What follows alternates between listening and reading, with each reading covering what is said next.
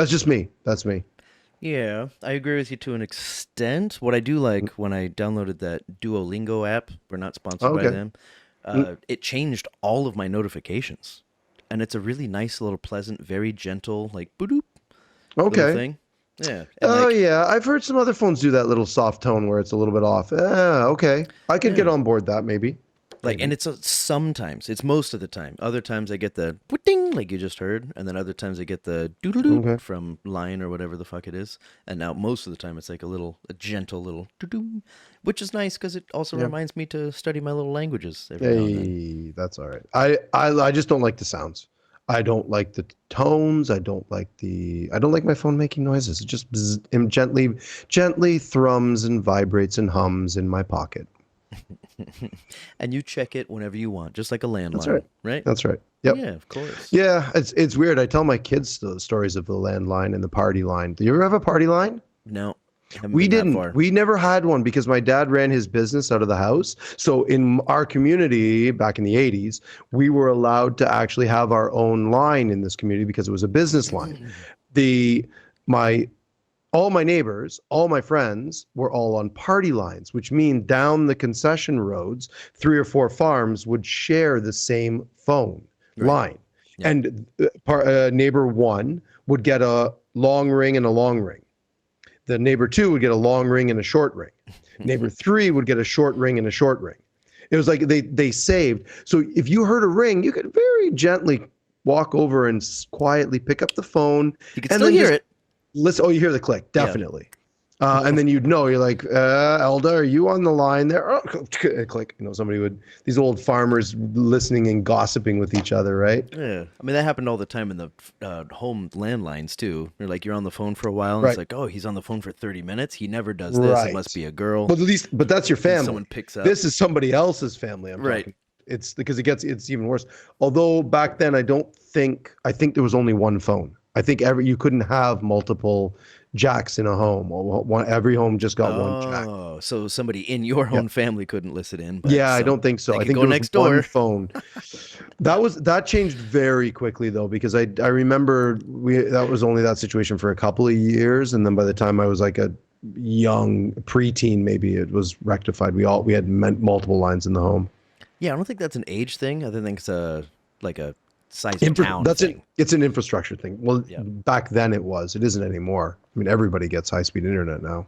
yeah, and Almost. like because we had Almost. that 56K, Yeah. fucking dial up, Yeah. and Dial up. then and Love then those noises. we got all fancy and had a second phone line for the internet. That's when we stepped up Yeah. in the Yeah. socioeconomic world. Yep. Yep. Suddenly you could afford a dedicated line to the internet. Yeah, Whew. parents were splurging, you know what I A mean? series of tubes. See, it really was a series of very, very small tubes carrying Yep. copper wire. Whoop. Yeah. Hey, bud, we're online. Hey, are we on the internet? We are, bud. Excellent. All right. Welcome to Critters in Taiwan, a D&D podcast about Critical Role, where a bunch of nerdy-ass voice actors sit around and play Dungeons and Dragons. I am Ben and Gao Sheng. I am Tim and not in Kaohsiung in Taichung. It's only been a week. It's only been a week. And we're Critters in Taiwan. Oh, man. How are you now, Tim? I'm good. Hey, I saw your new profile picture on Facebook, Oh, and yeah. Yeah, you were yeah. looking a little more chiseled on that picture. Well, You been thank you. working out a little bit? Not really. Not more than No. normal? A little bit. Well, I took a long break for the summer and the fall. I wasn't working out as much at the gym or visiting the gym as much for a Visiting. while. Saying hi. Yeah, just come in and say, "Hey, how's it going? I think everything all right in here."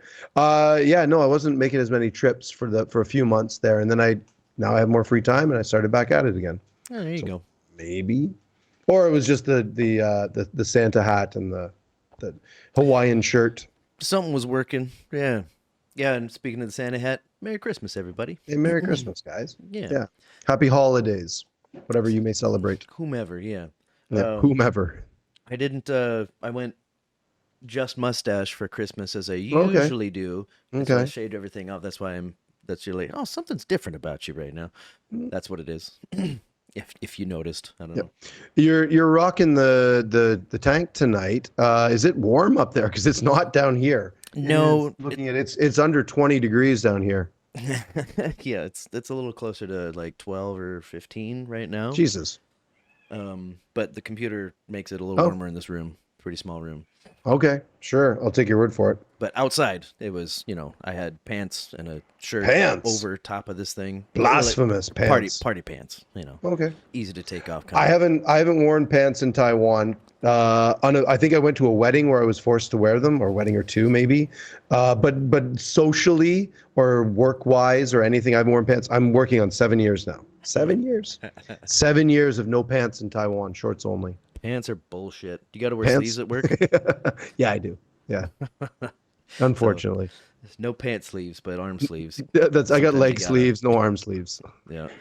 No leg Yeah. sleeves, no arm sleeve. Some arm sleeves. Hey, listen, guess what we're talking about tonight? We're on to episode number 81 of Campaign 3, the actual real eve Oh, of the right. Red Moon. Right. We already remember we talked about this. We already know that we knew the title for this one. Yeah, because that's So- currently on our video. 100%. We talked about that at the very beginning, and then it turns out that the next day, Tuesday afternoon, or their Tuesday afternoon, Tuesday morning, whatever, we wake up Wednesday, and the episode last week was retitled. It was amazing. What was it called? We didn't change it, did we? I didn't change it because I don't know if you can. Oh, okay. I think you have to Interesting. re-upload the video with a new title. What was it called? We should probably this one's called The Eve of the Red Moon, and they changed episode 80 title to I'm looking it up right now, A Test of Trust. A test of trust. Okay, I did see that on YouTube. Yeah. A test of trust. Yeah, so our episode last week should have been called that, but yeah, whatever. We thought it was weird because they never went to the Red Moon, or they never even were going to the Red Moon. They were just, talking about it. So yeah, a lot of it didn't make sense. That was one of the last things we mentioned. We're like, that's a little presumptuous. Well, one of the first things, really. That's a little presumptuous. And then towards the end of it, nothing was brought up. And I was like, Totally. well, that's kind of a spoiler if that's true. Mm-hmm. Yeah, it turns out somebody fucked up and mislabeled it as this one. But yeah, so this is The Eve of the Red Moon Part 2. Part 2. Yeah. And I think it was pretty well orchestrated that they're not going to do this, until January 11th. Yeah.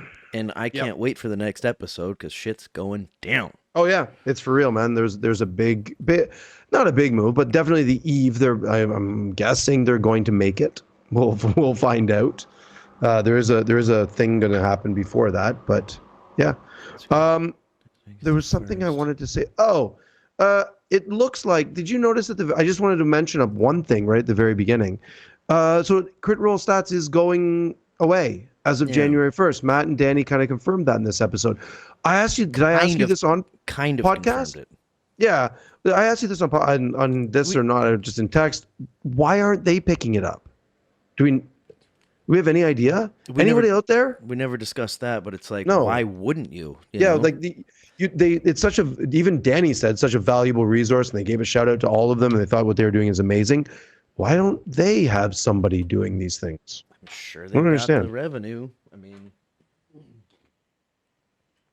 I'm very confused. It should be. maybe Crit Roll Stats is asking for too much. I mean, It's possible, I suppose. they're just keeping track of the stats on the show, right? They're not keeping track of lore. They're just talking like how many rolls, it's damage literally done, stats. and all that. Yeah, right? all the nat 20s, all the nat 1s, I forget a knows what bunch they're of other doing? stuff. Maybe 12s. Days, a lot of stats. There's pages and pages and pages of stats. Yeah, I was surprised with some of the stats that came up on the show that will not be named. That was like the very specific kind of a stat where it's like, you guys rolled just over the threshold 17 times this episode. It's like, what? Who's keeping track? Right. Roll stats. Yes. Somebody's sitting there like, oh, that's important. Write it down, timestamp, and all that. It's insane the kind of shit that they were doing. At some point, they must have got real creative with it and just been like straight up with on one monitor watching and then just typing. And one person is taking care of this, another person is taking care of that, and another person is taking. There's 3 or 4 people there, right? Yeah. So each one for each episode is taking care of it, and just I don't imagine. I think Danny mentioned they've been going since the beginning. So I'm guessing it was somebody who was watching it in real time and just taking care of things, and maybe going back and correcting stuff or adding stuff later. Yeah. I can imagine. I just want to say, man, like I've used Crit Roll Stats a million times. I love them, and I'm going to be really sad if they do go away, if it really does disappear for good. I don't think it should. Yeah, it didn't seem that final the way they said it. I mean, because No, their but wording was a little bit I hope. kludgy, but they were just, yeah, I don't know. They just basically said thank you, thank you, thank you, and Mhm. and I'm like, wait, what does that mean? Because like Right. I'd heard from you that like they might be out. I could imagine, like when I was in the studio ages ago, I don't know what it was, but the engineer had set up pushing 0 on the keypad, Yep. like pushing it twice to set a marker. So anytime you Yeah. heard something that you heard, just like push it twice. And Yep. if I push it twice for a reason, both like if two people are there, you push it twice for a reason, and you just Mhm. mention the reason, the other person can write it down, Yeah. right? So maybe two or three, a team of 2 or 3. Then all you got to Yeah. do is listen back through 100%. and just quickly get that shit down, which is still quite a lot of work. Well, it is. It's like well, it's like listening to, like you said, listening to an album track. It's just doing studio work. Yeah. I mean, if you're doing, I did with this course this past year, I did a lot of video editing. Fucking I mosquito. saw that motherfucker. You see that guy? Flew Yeah. right in front of the camera. You son of a- Yeah. Damn it. Get some chopsticks. Yeah. No, like I did a lot of video editing and learning to mark things and follow through with. Yeah. And I'm just an amateur doing barely anything. So yeah, people that actually know what they're doing wouldn't be that difficult. Hey, listen, we should get going with this episode though, right? Yeah, 11 minutes in. We should get some information going. Let's go. Shall we just go straight into rollies? Yeah, sure. I'm gonna win this because Okay. my Matt die won, so Well, my 35 mil die wins every week, so it's all good. still got the translated based on your brand's language. So blah, blah, blah, click here. I just got to go there and click on it. Okay. Ooh, I got a 9. I got a 15. All right. It's a good start. Okay. Well, I'm gonna jump into this one, which might be a bit of a two-timer back and forth. Oh, good. I like those. Let's talk about these deals that were made. Okay. Cool. Starting with Tarv. All right. All right. Or Sure. okay. Chetney. Yeah, with Chetney. So I'll start with the overall thing. I kind of feel like just after the whole thing was written out, we can get into the specifics after I mention this, that Travis is becoming equal level troll as Sam with this character these days. Yeah, we've talked about this before. Yeah. Yep. Because like right now, I mean, like, he's a button pusher. He's Yep. the guy that he's the video gamer that like Yep. he does good role play, but he does push the buttons and play the video games when he's at the table. And this time he kind of left his shit vague, kind of. What he has to do, she probably understands how difficult it might be, or she's just super happy about like that weird guy, that Garth Algar guy in campaign 1. They're like, "Can you just put this under the tree?" And it's just his wife's ashes. That's it. And everybody was like freaked out about it. Right. What was that? Aventure Something. Aventure I remember. Courier. Yeah, I remember. It was the weird guy that they met in like the Seven Hells or the City of Dis or something, right? Yep. Yeah. And it turns out to be his ashes, which they found out on the campaign wrap up. Maybe that's what this is too. She's just like, yeah, just bring me a piece of the moon and bring it back, right? Is that what he has to do? Okay, so piece of the god, she said, a piece of. She specifically said, "I've got it." Actually, You got it? written down Okay. here, yeah. Bring me a piece of the God Eater. Bring me a piece of the God Eater. Chet To me, sounds like the moon. That's what. Bring me a piece of the God Eater, and then Chet clarifies with Predathos, and Matt as Morgan. Like there's so again, you're right, absolutely super vague. Yeah. What does all that mean? It's very, very strange. But also, if he can't do it, as Marisha said, wait, so if you don't do it, you turn into a tree? Dream come true. Yeah, that was brilliant. That made me laugh. It was like, oh, full circle. Wonderful. So if he turns into a tree, it's his legacy. It's weird. It's also doubly weird, right? Because he goes back to the group and he doesn't tell them what it was because he believes that might be a deal breaker in sort of this weird old man logic that doesn't make like birthday logic, blowing out candles. Yeah, sure, exactly. Yeah, but it's also doubly weird because they did it at the table in front of everybody and it wasn't really a secret. And I was kind of half expecting when it came around to Liam that he was going to pull one of those campaign 2 things where he did with Caleb and Bo. And when he asked, he's like, "I'd like everyone except for blah blah to leave the table." Oh yeah. Remember that moment in campaign 2? I kind of expected Liam to do something like that, but especially when he said, he pulls out that quick little, "Hey Matt, perfect, impeccable timing. They were going to break, I think. Totally going to break. Matt had already sort of called it as you're going to bed. You could feel it coming, and then it's like, nope, impeccable timing. Matt? Yeah. Yeah, just a quick little thing. Yeah. So anyway, back to Travis. When he does this, it was very vague. And also, like, they even talked about this a little bit later, like sort of meta-wise above table. Like, what does the most famous toy maker the world has ever known mean? What does that even mean? Famous means a lot of different things. I think Laura brought that up, right? Yeah. She was like, what does that mean? There's infamous that counts as fame, right? Yeah. Like, I mean, that wouldn't be who was the worst, I suppose, because who's the skilled or who's not skilled. Yeah, the specific wording is, I want to be the most famous toy maker the world has ever known. Yeah. And it could be like maybe that toy that Dorian got, but he left in the street for that kid. Maybe that toy just like brings out his name for some reason or another. Okay. And then it's like, there's like, and maybe posthumously he would be the most famous one that they've ever. It could go anywhere. It's vague. You make up a story, put it in a book. The Supreme Emperor Chancellor is walking down the street and trips over the toy and impales himself on a broken bottle, and the entire realm is thrown into turmoil over someone tripping over Chetney's toy. Yeah, and they turn it over, made by Chetney Pakapi. C-Pop Industries. You're like, yeah, okay, you want to be the most famous? Now you are. You just caused civil war across the entire realm. Yeah. And he would just be known as that guy. Yeah. It's not his fault that the person died, so he wouldn't be in trouble. Yeah. But yeah, make up a story. Yeah, that's what Imogen told Orem, right? And when Orem goes in for the second deal, he's like, yeah, Imogen says these have to be worded just right. I'm like, clever. And he did say that. He's like, I like the way that Liam vis-a-vis Orem kind of RP'd that, right? Yeah. Very much a little guy that only knows how to use a sword real good and doesn't really know much about magic. So good.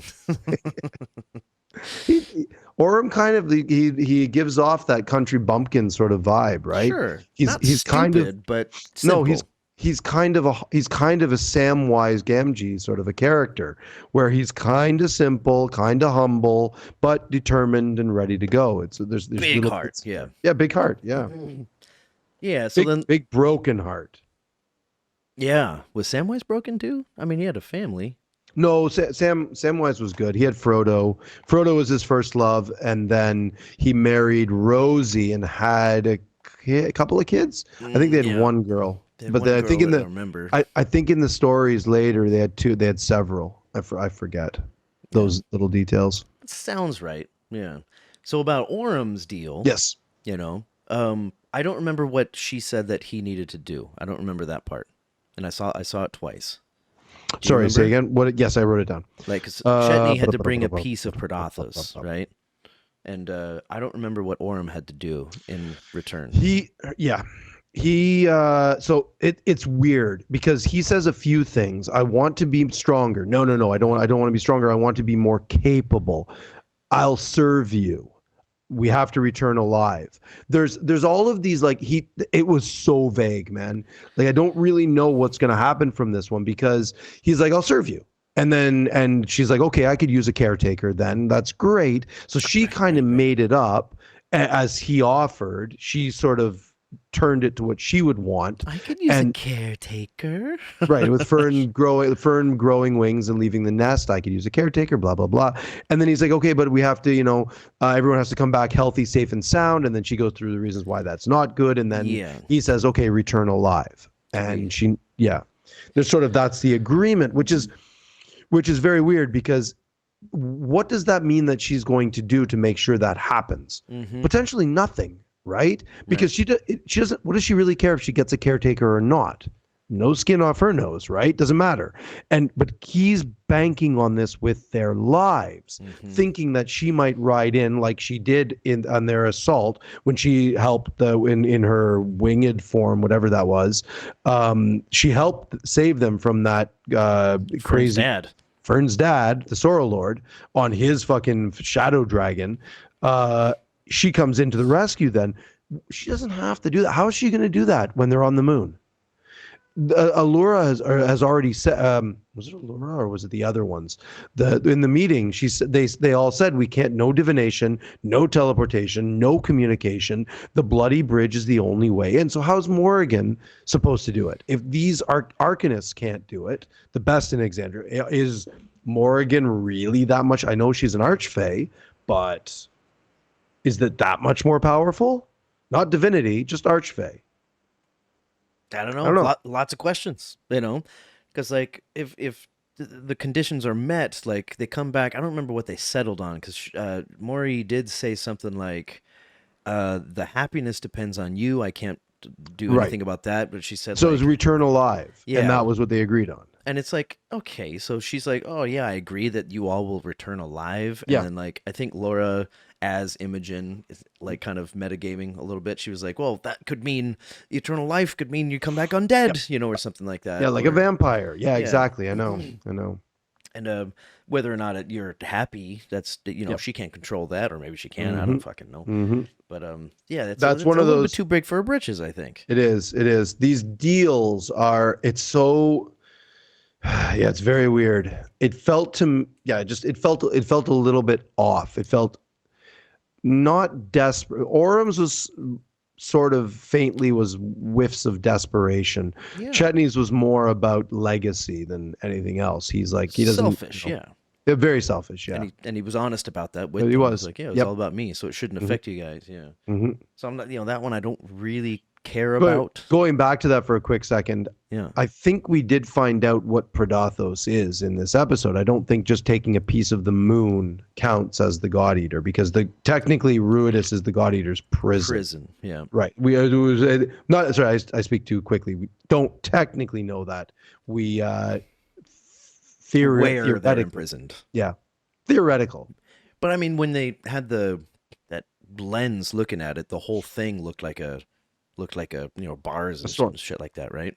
Oh, the lattice, the divine gate in prison form. I guess like a divine prison, a divine, a ball, a cage. That's like an all-encompassing gate, yeah. So I don't know, so it's within there, and it's where Predathos is, or and Predathos could be anywhere on there. I don't know if it's a physical entity or not. Or we don't. I'm guessing it's a sealed god. That's sort of the idea. It's like it mechanically, it's like sealing a god in there. That's what it is. Yeah, but perhaps but not a god. Yeah, I'm not right. Exactly. Well, an anti-god, right? A god eater. We don't know. Again, we don't really know what that means either. It's all been just sort of vague and nebulous. You read through Reddit about what the god eater actually could be, and there's a million theories about it. It's amazing. Yeah. Everything. It's like just because that's beginning of time kind of stuff. I'm of the belief that it's a balance thing. It's that there are all these gods that are and there's prime deities, and there's the what are the opposite, the Theras Dunes and the Asmodeus and the prime deities and the goddamn it, what are they called in this? Betrayers, thank you. The betrayers, the prime deities and the betrayers, which are balanced for each other, but all of them together also need balance, which is the God Eater. So you've got all these life, and then you have one that takes life. It's just a yin and yang sort of thing. Balance in all life abhors a vacuum, right? It's just sort of you need balance for everything. The universe abhors a vacuum. I wonder if that, now that we're talking about it, has anything to do with needing Vax, or...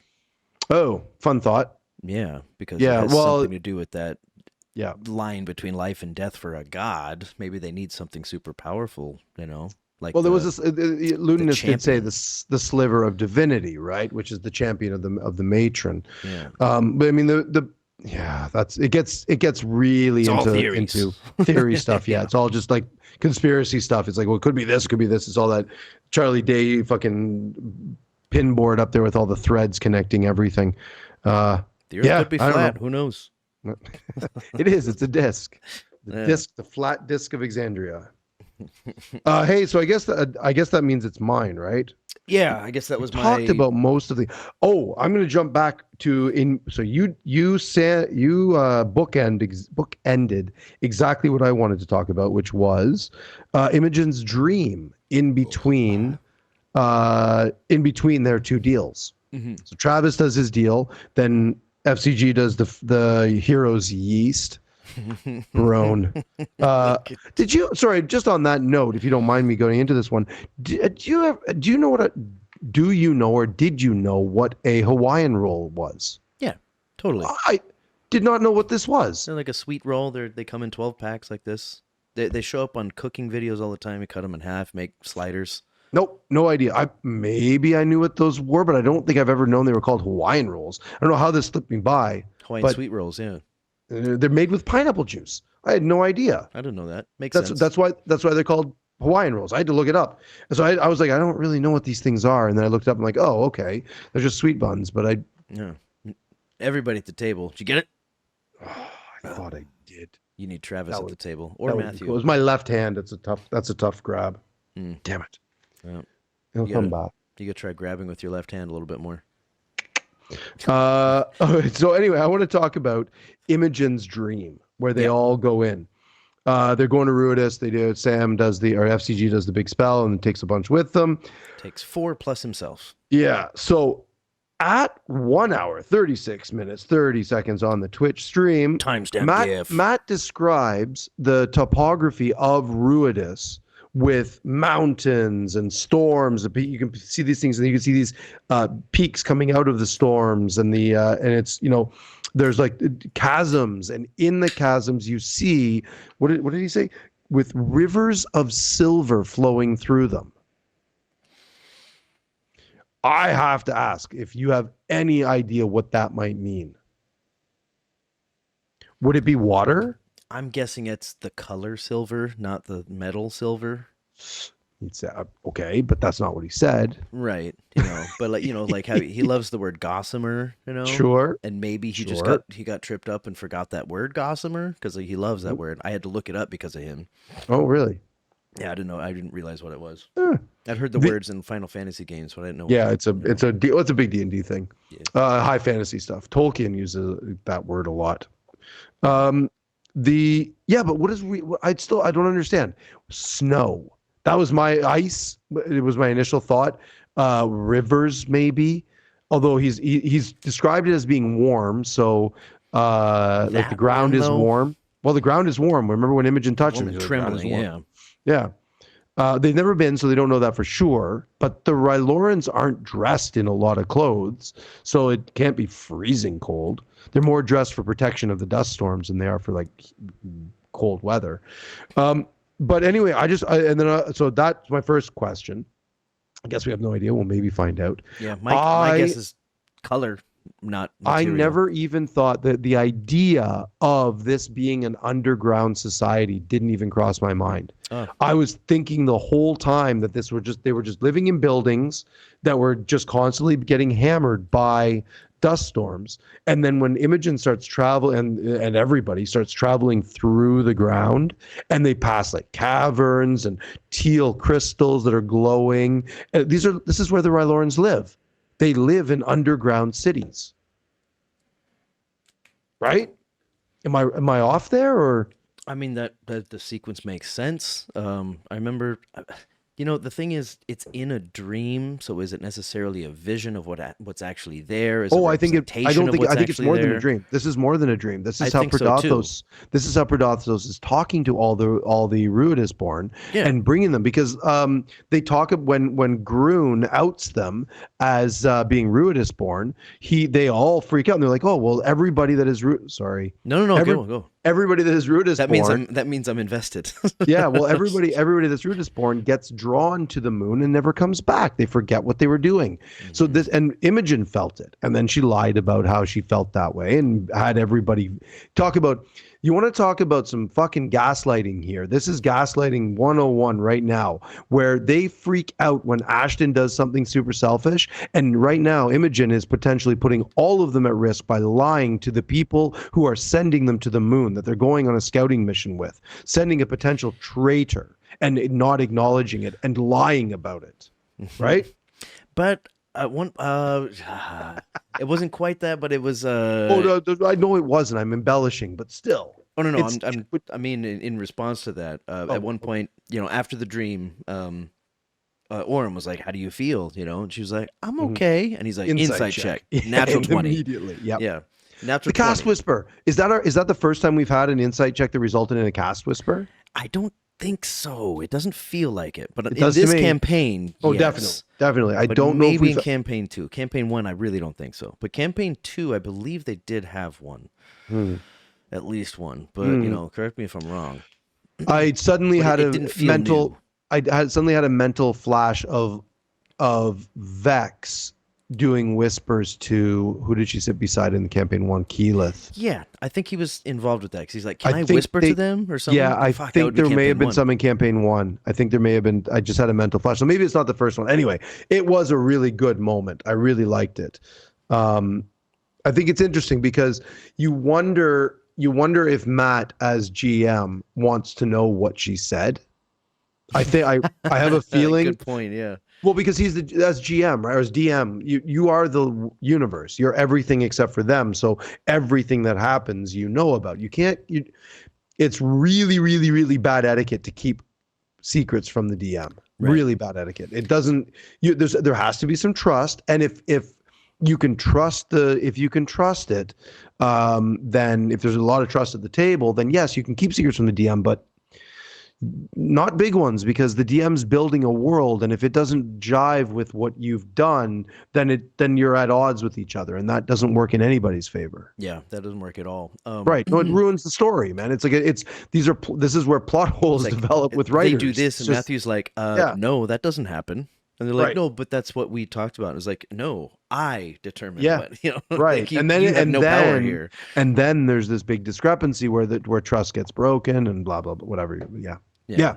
yeah. I do believe So that Matthew, Liam, and Laura could sit there and Matthew would be like, "Is that something that I should know or yeah, not?" yeah, And they could yeah. be there and be like, "You know what? I think it'd be better without you knowing." And Matthew'd be like, "Are you sure? Because I need to know things." Yeah, it I has think I'm no. pretty sure they have that kind of, especially He, Liam there, because Liam's yeah, really totally. good at that.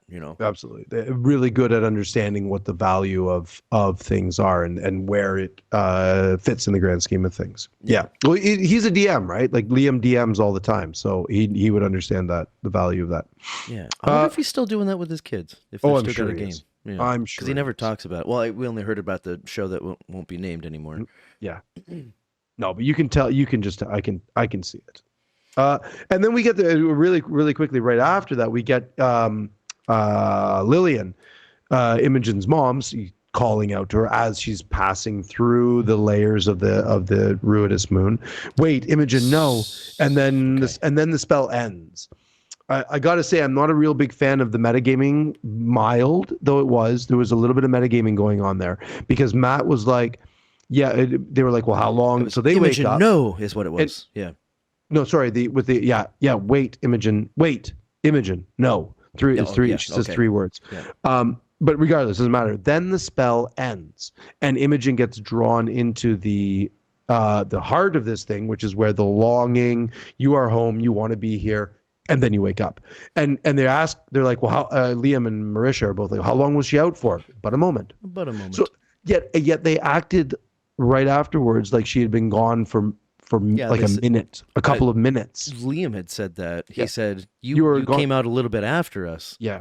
And even though he There's just said, "But a moment." but a moment. So it's like how Like you would they never came out and then suspect. she came out. Yeah, I got a little bit of umbrage with it, just a mild little bit, because if you just woke up from a dream and you all wake up and then you're looking at the people sleeping, they naturally would come out a little bit later. Like it wouldn't look like it was off if that person you were watching sleeping and then in their dreams, if they came up later. Mm-hmm. That would seem to me to be a perfectly normal thing to be expected, not like, oh my God, we didn't wake up at the same time, something must be wrong. Mm-hmm. That's the little bit of umbrage that I have with it. So yeah. Yeah. Didn't really expect it from Liam also because he was the one that said it. Yeah, And and I felt this. I felt similar. yeah, it was a little just a mild little thing. I don't like it when things like that. Whatever. Yeah, Seemed that's all I got to fine. say about that. Let me add on to that a little bit. It's already Go. kind of been said, but when Groom said, like, sending Ruidus Born to Ruidus, that was Yeah. the first time that I kind of put together the pull of these Ruidus born that are in the party, you know, because they're not feeling a pull at all, you know, down here, except for the Imogen dreams.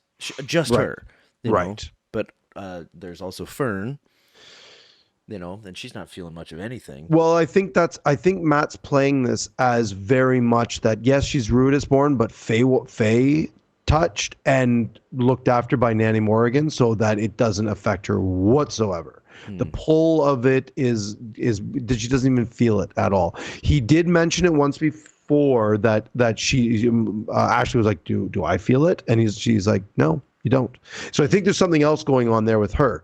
But I think what's happening with Imogen, my personal theory on this is that as a hero of D&D, Imogen's willpower is much, much stronger than the other common Ruidus born that would just feel the pull and disappear into Ruidus. She feels the pull every night when she dreams, but as a hero, she does not succumb to it because I mean, that's fine. You can play a campaign of characters where you do feel everything and you are weakened and all of that, but that's a different kind of campaign than what they are playing. It's a different table than one they're playing. They're playing on the table to be heroes.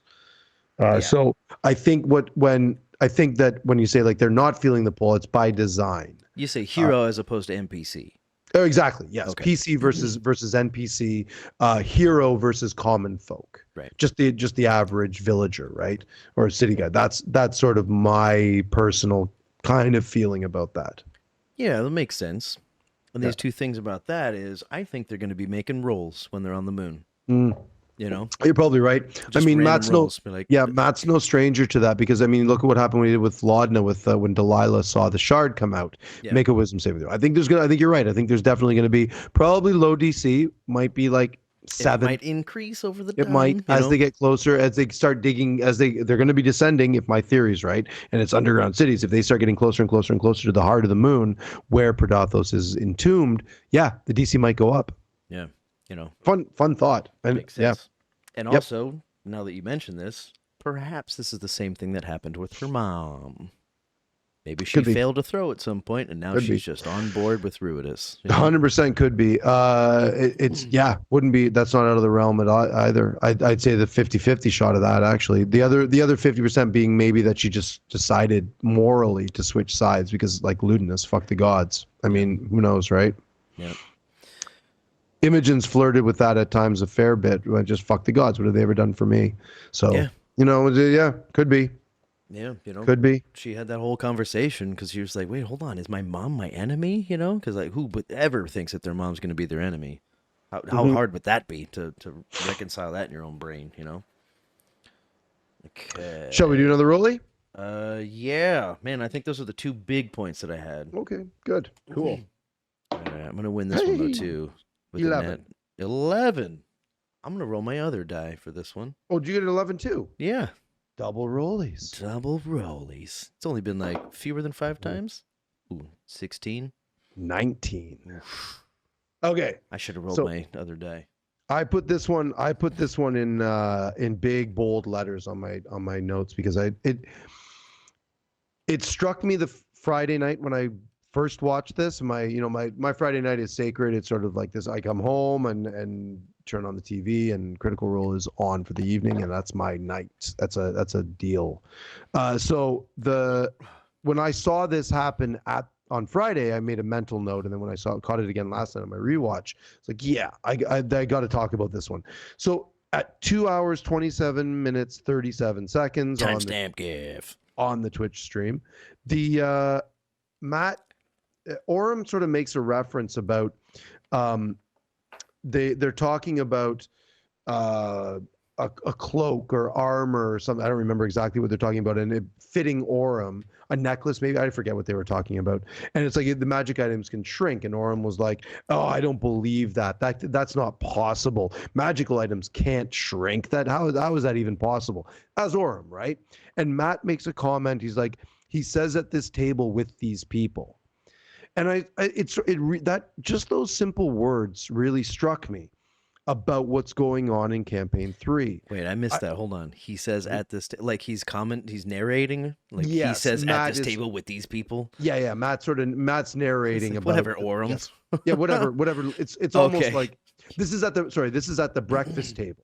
Where Right. they're all sitting down and they're all eating breakfast with Ollie and Birdie and Nanamori there, and Right, FCG is just eating that silver ball that screams. That sort of there's soul all this food.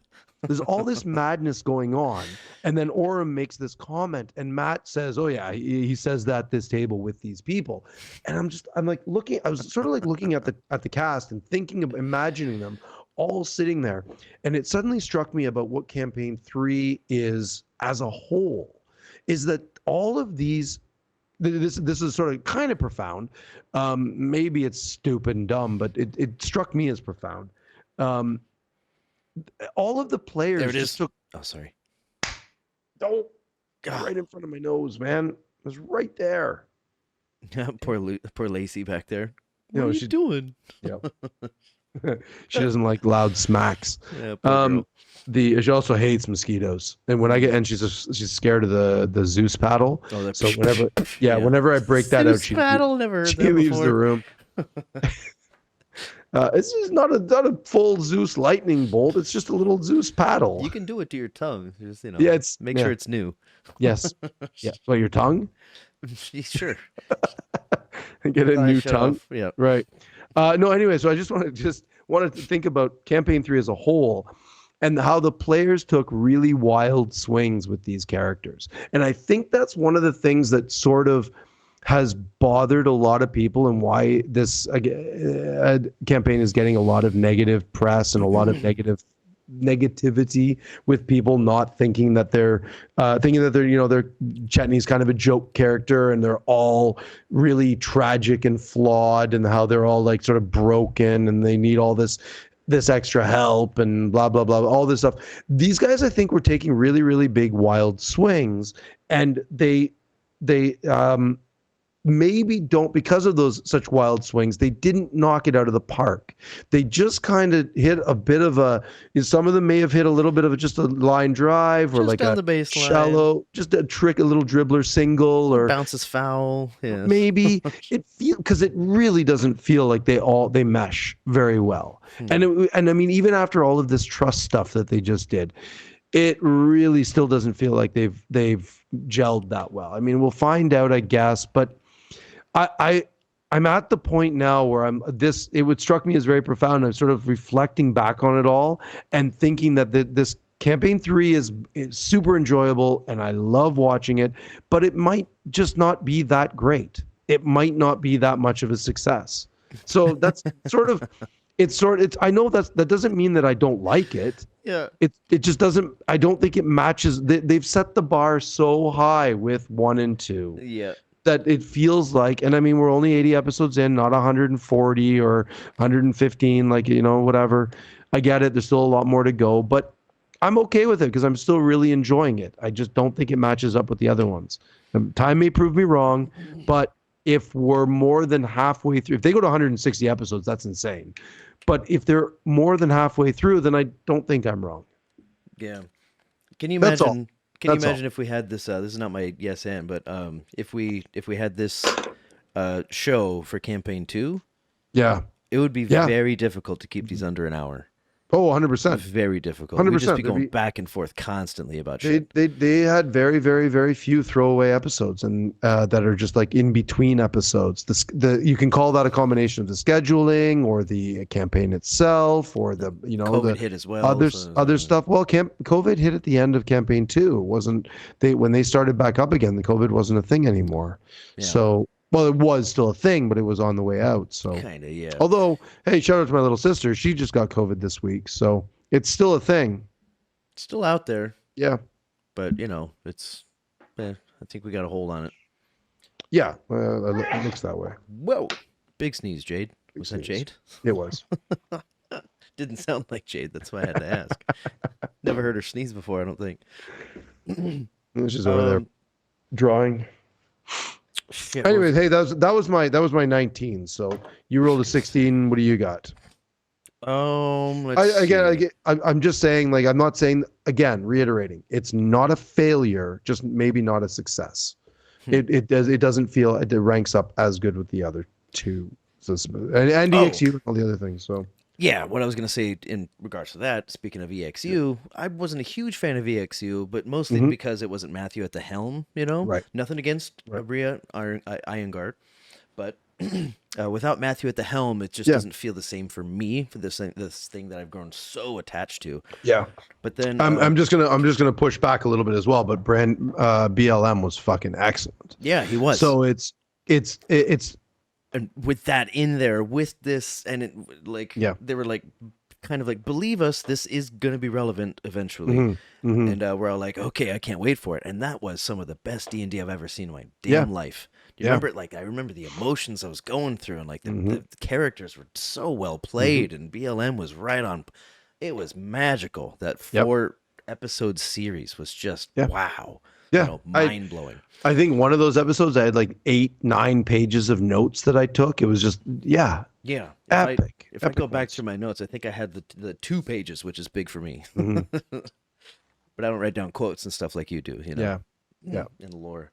Yeah. Anyway, so sure, go. It's like trash, treasure.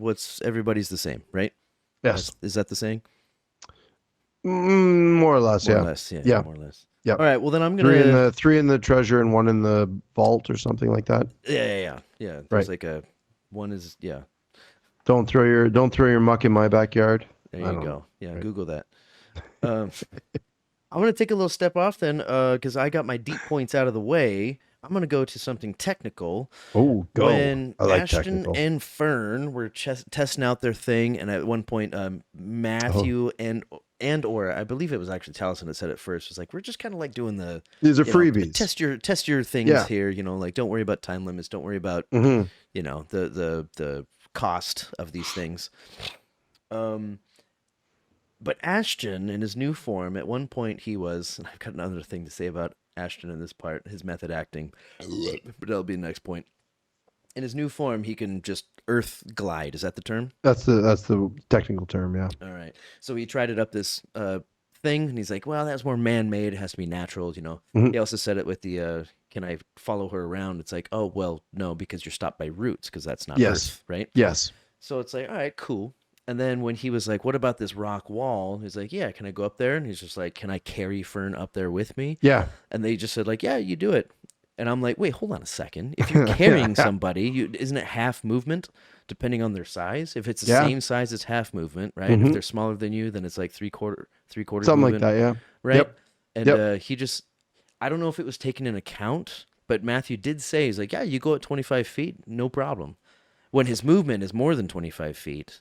So I don't know if it was taken in account that or is he just letting him do it and just carry her up? I think he was saying that the wall was 25 feet high and you go up the wall. You just go right up it. You go right up it. It's because you're not in rounds. You're not in time is not an issue. You're just like, you just.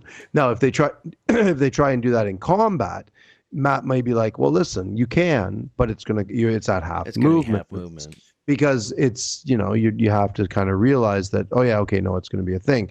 Be interesting to see if he tells them that before they try or as they're trying it. Mm-hmm. That'll be interesting to see. And also, it might be one of those skills that Matthew has where it's like if it's not completely sussed out yet, he keeps it in an area where it could be retconned. Yep. That's one of his fucking talents, perhaps. It's like, remember when I said this? Well, this makes it make sense, and this is what we did. I was a little bummed out that Fern, Ashley, didn't sort of let go a little bit more. I understand what she was saying about how some of these things are for combat and that they're burn down the more, fucking forest, and that being a thing as well. But it felt like she was like, well, no, if I do this, I'm going to get exhausted. And Taliesin was like, it's freebies. It's freebies. You can just do this for a little bit, for a little bit, but that's sort of like they're testing things out a little, so that's cool. Yeah. And then I think 2 things happened. Number one, Ashley sort of didn't really pick up on it, but also more importantly, she was like, no, I want to save this for when it actually is going to be cool and I can show off a little bit. She wants to RP it, yeah. She does. She wants to show off in combat when it actually is relevant to happen. To the other people at the table.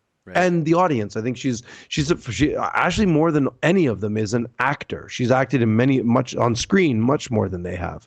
Yeah. So I think she's got more of the that sort of a little thing going on, right? Where she wants to sort of impress an audience as well. She's like, I'm going to save this because people want to watch this and they're going to want to see it. And it'll be a really big moment for me. So she wants, Ashley doesn't get and us 100%. She doesn't get as many moments like that. So she wants to save it. I understand that. Yeah, for sure. It would have been nice. It would have been nice to know a little bit more about what those things are. I get that she said something about how it's going to add, she'll get mechanically get extra dice added to her attacks.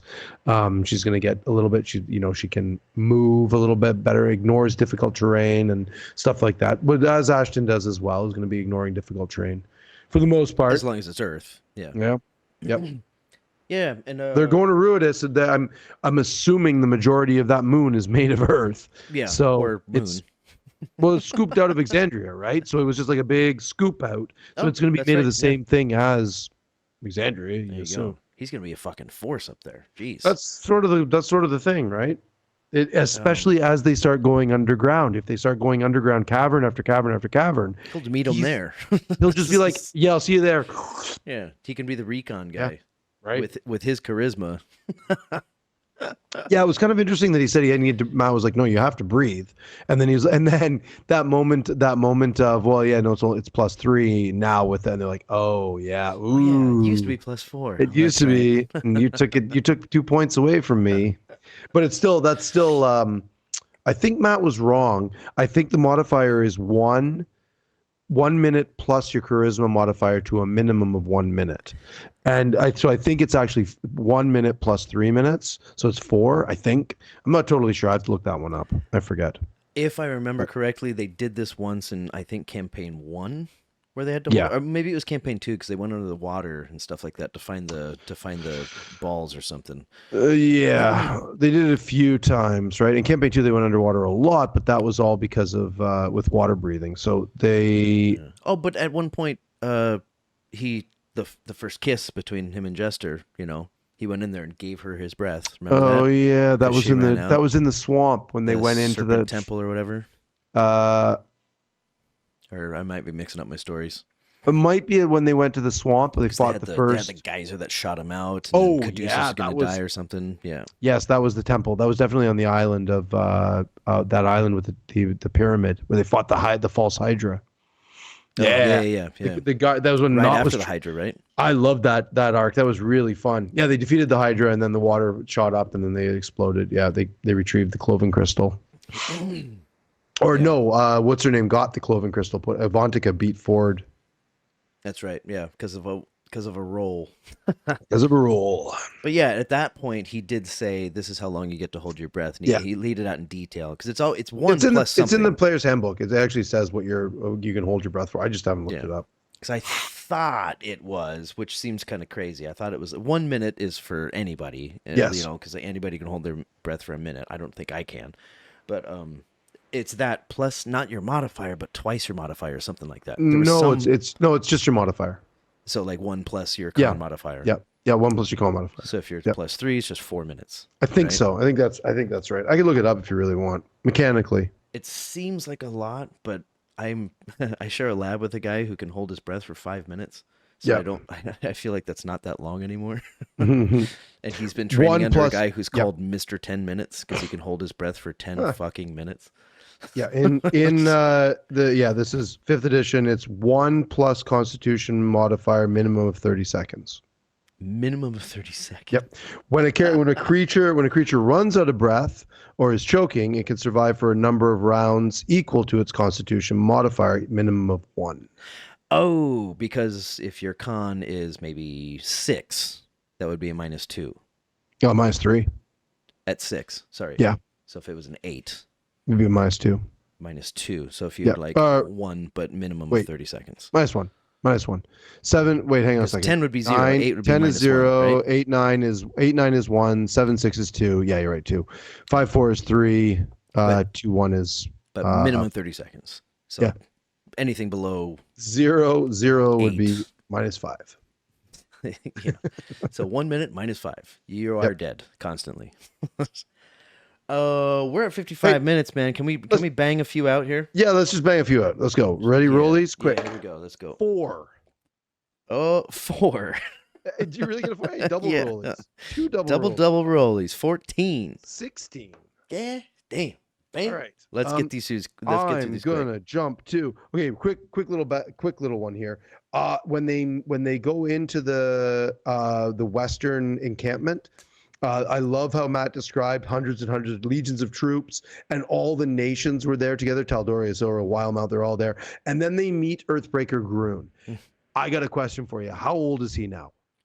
He was an old man when they first met him, when Grog first meets him in Vasselheim. How old is he? Because the chat was coming up with he's got to be over 90 years old now, because he was an old man in his 60s when Grog meets him, and this is 30 years later. And I'm like, holy shit. He'd be in his 90s at this point. And is he touched divinely? 100% he is, because when Imogen you have my eye. Yeah, and Matt very much says this is not Groon, this is Cord. Right. Like, yeah. You hear a voice. Yeah. And the words, I wrote them down. Can I Yeah, go for it. And it was the same voice I noticed, because I'm like, oh, that's not him, that's Cord. That's not Groon, it's Cord. Mm-hmm. Where did I write it down? Damn it. There it is. Groon said, you have my eye. And then you have my eye. There is greatness in you. Do not let us down. That's what it was. Do not let us down. Yeah. And there was a white flash too, right? If that's Cord, do not let us down. The gods are telling Bell's Hells, specifically Imogen, do not let us down. Oof. That's a lot of pressure. Oof. And Imogen doesn't think the gods are paying attention. Come on. I think that, yeah. Jeez, we need another four-sided dive where that comes up. We got to submit some questions, man, as Critters in Taiwan. Yeah, man. That'd be great if we got a question pulled out of the tower or something, you know. That'd be like, from Critters in Taiwan. Really? There's people in Taiwan? Yep. I love my immediate thought was after Groon says that when Groon says the Ruidus is born, everyone gets super suspicious, and because the other Ruidus born defected. I love how she just very calmly says, "I am the storm, baby." Baby. I immediately was like, "Hey, cool line." Yeah. Like that's a. And that's what we'll pick up next week. Well, there's a lot to unpack out of that line, man. Go ahead. You're at yes end. Okay, let's yes end with this. We're gonna be all over the map here for a minute, folks. Taliesin, I believe, is being a method actor in the first half of this when they're checking out their abilities and things. And I saw Liam and Laura. Oh yeah, he was hard flirting, but not very well, which makes sense because for a low charisma. Yeah. And then also maybe for Taliesin, I don't know how good he is at talking with people, you know, and you know, if you know much about Taliesin, go back to Percy in campaign 1. Sure. I mean, flirting with Vex with all of the different 100%. This is method acting. Yeah. And like one thing that was like kind of bothering me was like it took him 30 seconds to get something out, you know? Like my impression of him doing this would be like, so I just want to, I don't know if I can, but you know, so I just would like to see if there's anything that I could, and you know, like let me know if I can't, but I want to, you know, it just says so many words and nothing comes out. I'm like, spit it out, Taliesin.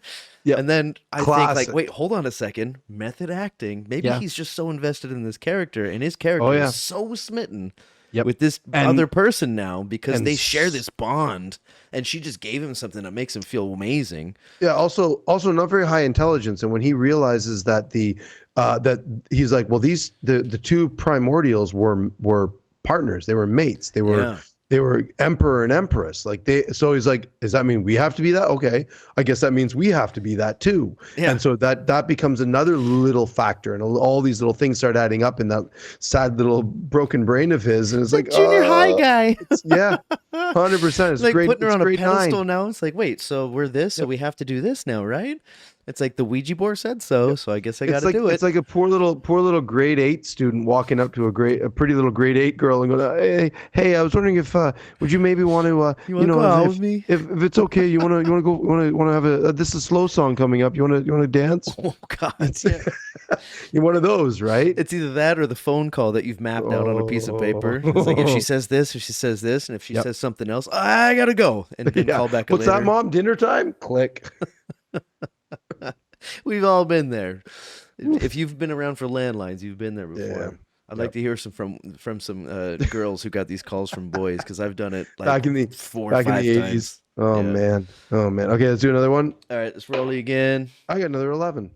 I got a 15. All right. Let's see. Where am I going? All right, let's do this one. Quick thing. This isn't the first time, of course, but I like Matt's introductions of new characters to Bell's Hells, but characters that the players have seen in past campaigns, because Matthew just completely acts like they've never met the person before and just describes them again with a little extra salt and pepper, Yep. Like when they met Groon, they were like, he's small in stature, but he's super ripped, but you feel a presence that's like 10 or 15 feet beyond his presence, and they're all sitting there like, oh, Groon, bang, yeah, let's fucking fist bump, Yep. But he's sitting there and he describes it as he did already in the first campaign. Totally. It's great. The same thing with Allura, like you see these braids and it comes down like this, like they'd never seen her before. I just love that touch. It's a master touch. Absolutely. It's like a nod to us because we know who they are, but anybody who hasn't seen those before, they'll be like, oh, why are they acting like this? And Matthew still gives a good description of who that person is. So he's including everybody, totally, which is great. And legendary Matthew, we know you're watching. Cheers, buddy. Yes. I'll just say I want to talk for a quick minute about the cold strength that Matt portrayed as Keyleth when they're talking about about Vax being trapped, and she's like, well, yes, but we still have, the only way we can get there is with the bloody bridge, and if he goes away, then the bridge goes away, and then all of this is for naught, and we can't do anything. So we need that bridge there. And even though she knows that her beloved is screaming in agony, she's still holding on to it. And then she's like, at the very end, she's like, no, we set him free. The bridge stays until they're done. And it's like, okay. And that there's a lot of strength there. But then she does something even weirder, and she looks at Laudna and she apologizes to her. And she's like, I'm sorry. And Laudna is like, oh, for what? And Keela says, everything, and walks away. And it gives her a sad look and then walks away. And I'm like, what? What do you mean everything? This. Yeah, it's a little moment. I timestamped it actually, 3 hours, 25:40. Timestamp give. Matt portrays Kiki as saying, I'm sorry. For what? Everything. And then walked away. Gave her the sad little knowing look and then walked away. Now, I interpreted it as being apologizing for because Laudna was hung in the sun tree, right? Because of Vox Machina. And she's apologizing to her for all of that. And for Laudna's life and dealing with Delilah and all of that's what. But I'm not sure. I'm not totally sure. I'm just sort of guessing on it. Yeah. Maybe apologizing like for being forced to go to the moon. Maybe apologize for like fucking up and not being able to stop that. I don't know. Sorry, she apologized to Laudna or Imogen? Laudna. To Laudna. Yeah.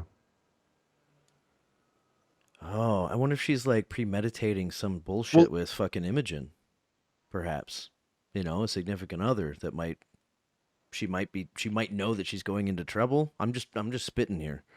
Maybe. I mean, if anything, I don't know.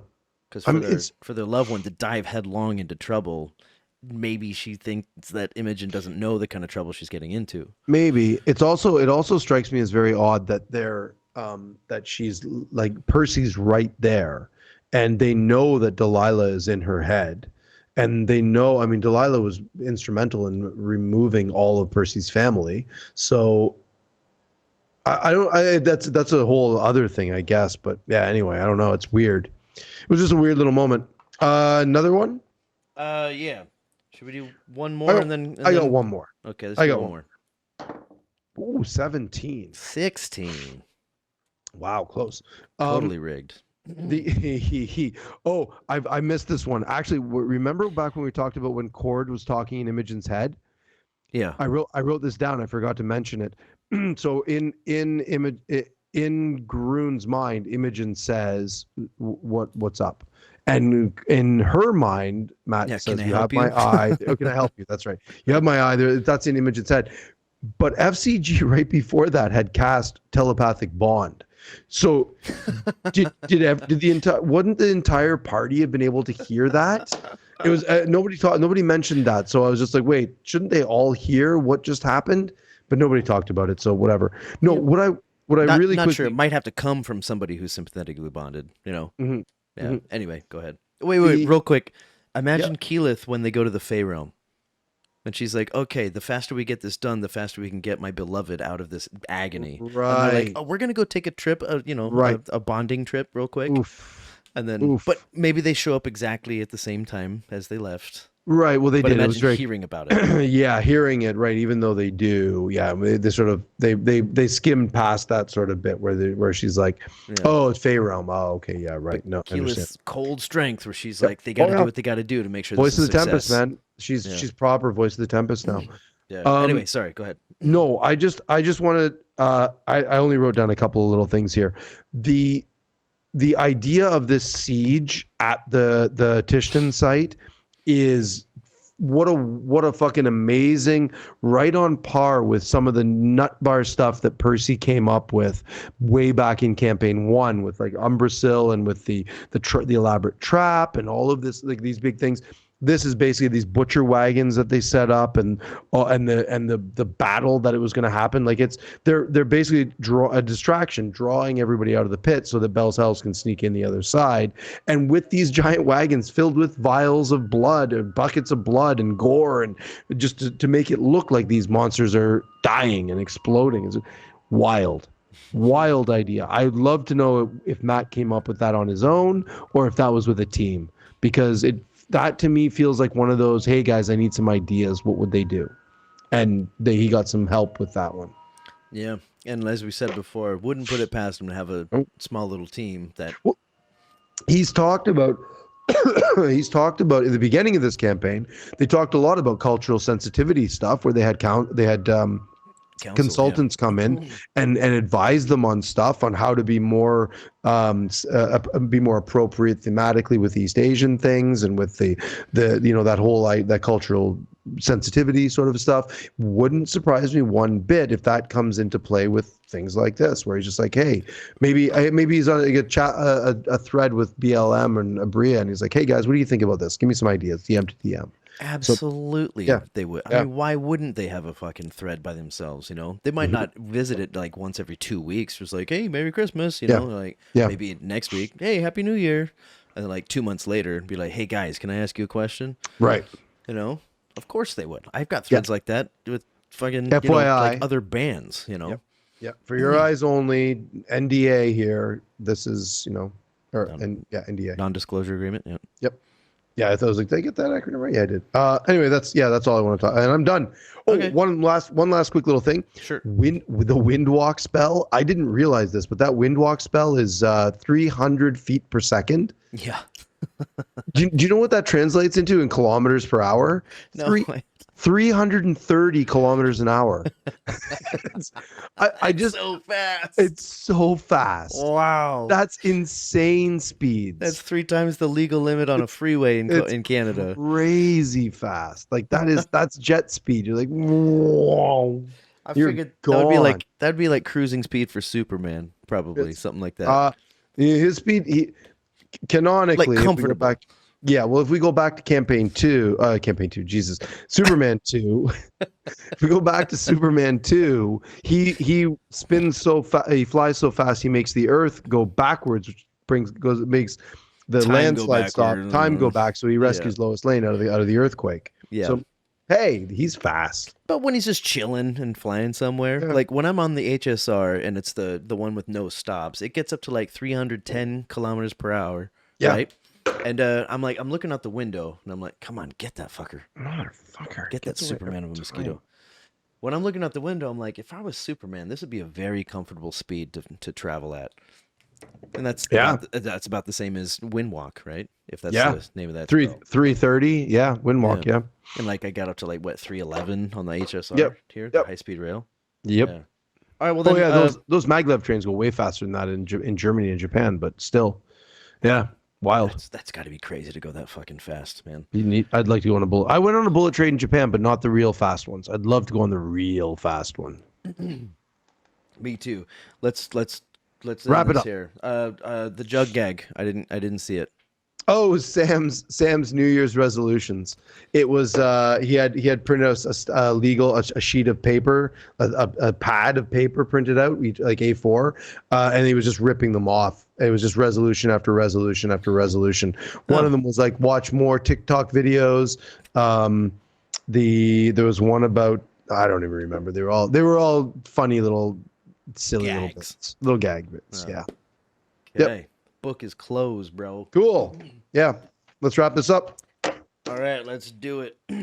Promotions. Natural. Right? What are you rolling for? I don't know. rolling to put my dice away. Oh, okay. Natural 15. You win. I'll put my dice away second. Promotions. We're not playing any new shows for a while. Sean's got another baby coming along. Woo-hoo. So like they're getting congratulations, Sean. Yeah, congratulations, Sean. So like, yeah, we might play some local shows, but right now he feels uncomfortable leaving the city to go, leave his wife super pregnant and all that. Because, hey, she's busy. And yeah, so no shows unless we have some coming around in Taiwan sometime in the next couple of months. But in the meantime, we've got the new album, the ShapeMaster. The album is called All the Shapes. Check it out on all streaming platforms. bengreenspoon on all social media. I am drummatucka on Instagram. All that information is down south in the comments down there. Speaking of which, if you want to get in touch with us, get in touch with these comments right here. We do have an email that we post every time, but man, when's the last time you checked that email? A long time ago. I checked it once. That might be a lie. I don't think I've checked it. Yeah, I checked it once. There's nothing there. Yeah. There's a whole lot of empty. If you did send us an email, tell us in the comments. We'll go and check it. Or just repost it in the comments. Yeah. I did see I had a whisper from somebody on Twitch from like 20 episodes ago from one of our episodes. I'm like, okay. Why didn't you just put it in the chat, man? But it was just a clarification from some shit that we got wrong. That tracks. Speaking of which, just put those things in the comments here on the It's YouTube probably easy for comments. us. We're looking at getting into some other platforms in the new year, but that'll come when it comes. Yeah, that'll come when it comes. That's what she said. And I think mostly right now just Spotify, right? Yeah. Is that what that thing is that you're talking about? That's what I want to do. Spotify, and then we go through that. But Apple, maybe iTunes or something. I don't know. Yeah, we'll see. Google Play. We gotta make sure that we retain rights. That's the thing. So there's some research involved there. But yeah. All right, cool, man. I got a right and I got a left. I want to retain my left too. Yeah. So you can get better. I want to retain my left. I have the left to remain silent. No. Your Miranda lifts? Hey. All right. Well, hey, dude, if nothing else. Nope. All right. Don't forget to love each other. And is it finally 3 Fridays from now? Yeah, January 11th, a few Fridays. Man, we'll be off the air for a bit. Because next week, no. The week after that, no. The week after that. Yep. Jeez. We'll be back. That's why they left us with this big old cliffhanger. Yep. It was a good part. Good. There'll be a fun battle coming up right in the new year. I'm excited about that. Yeah. All right. Well, then I'll say it again. Right. Is it finally Friday? Peace, y'all. Thanks for joining us. Bye.